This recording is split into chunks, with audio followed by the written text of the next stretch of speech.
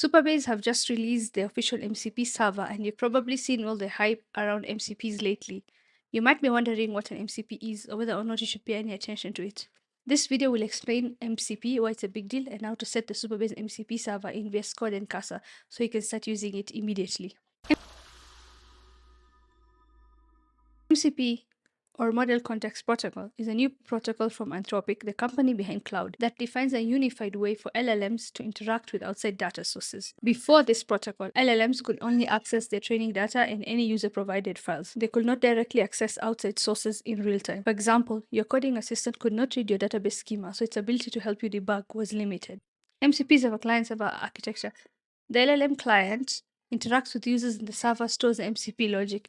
The client calls the server when it needs certain information or wants to perform specific actions. MCP servers have two main concepts: tools and resources. Tools are callable actions that take in inputs, perform certain operations, and return outputs. For example, the GitHub MCP server has tools that allow it to list repositories, and the resources that the GitHub MCP server has access to include repositories, issues, and pull request metadata. This allows the application hosting the LLM, or the host, to get real-time dynamic information and frees the LLM from training data limitations like training cutoff dates. You might have seen some discourse around MCPs and REST APIs. MCPs seem a lot like traditional APIs, except that they are specifically designed for LLM clients and can work across all LLM clients without needing extra code or config. While APIs generally require you, the developer, to write glue code to integrate your LLM client applications, each MCP server internally calls its specific APIs and handles data transformations using the standard protocol. This removes the need for service-specific code, allowing LLM applications to interact with many different systems without developers needing to create distinct integrations for each specific service. This MCP abstracts the details of specific APIs and creates a plug-and-play layer that LLMs can just plug into and you're ready to go. This makes MCP scalable and reduces developers' maintenance headaches. This is particularly useful for the developers on the LLM client side who work on integrating different services into their LLM applications. Before MCP, you will need to create custom integrations for every external service your LLM needed to access, as we've said before. You just have to manage these connections individually. This means keeping up with any breaking changes. This is just time-consuming and inefficient. MCP streamlines this process by allowing LLMs to connect to multiple external systems through a single protocol. This makes it much easier to integrate new services, and it greatly increases the usefulness of the LLM application. To start using MCP, you need to set up your text editor to work with it. For VS Code, you need to use VSCode Insiders because MCP is not yet supported in the stable version. You can download it here, and VSCode Insiders works right along your normal version. Once it's installed, you open the user settings, you search for MCP, you ensure that it's enabled, and then you click Edit in Settings or JSON button. This should take you to the settings page. Next, we're going to go get the Supabase MCP config from the Supabase MCP official page. We grab the config from here, we go back to the settings page and we paste it like this. Now we need to get the personal access token. You will go to your Supabase project and get the access token. You give the access token a unique name, and then you copy it and you replace the personal access token with this token. The Supabase MCP accepts command line arguments, so we pass the access token directly. Now we start it, Copilot can pick it up and we're ready to test it. Open the Copilot chat to agent mode and you can ask questions about your Supabase projects. The Supabase MCP server has tools that allow you to manage projects, get project information, carry out some database operations including applying migrations.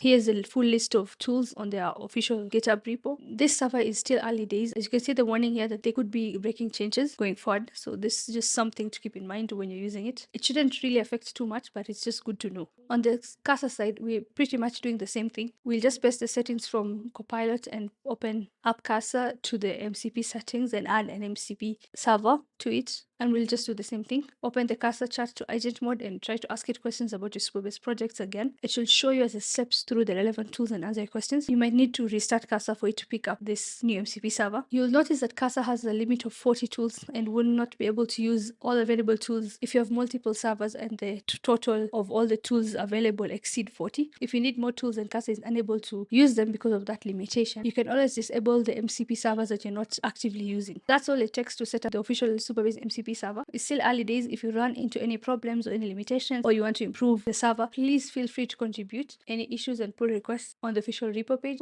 I'm going to link in the description below some resources on MCPs that I found useful. If you liked the video, please give it a like. If you have any feedback, please leave a comment. Thank you for stopping by, and I'll see you in the next one.